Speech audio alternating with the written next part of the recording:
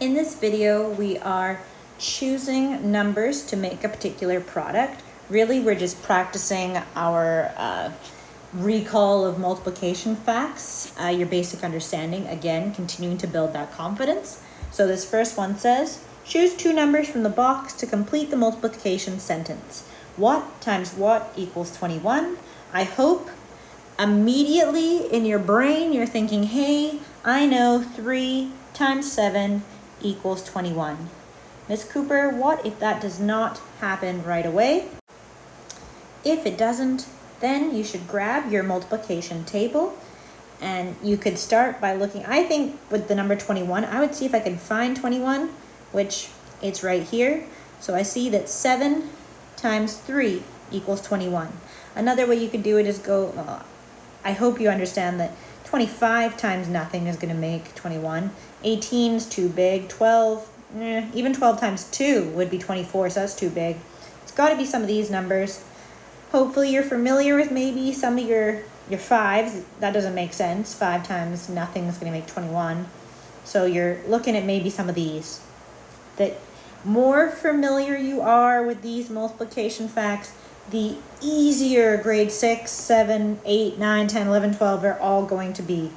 Please work hard to, and I won't ask a lot of you to do this very often, but memorize these facts just to make your life easier now and in the future.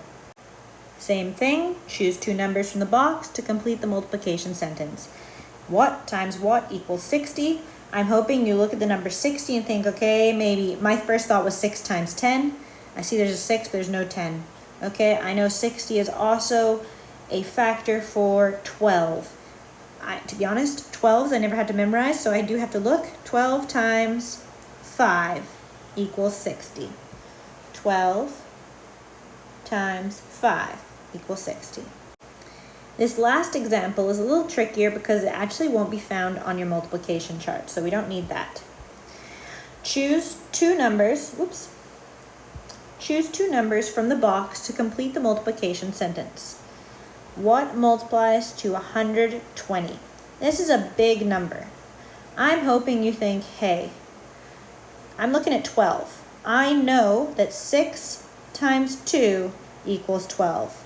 And we talked about that fancy thing with the zeros with multiplication. 6 times 20. We can do 6 times 2 is 12.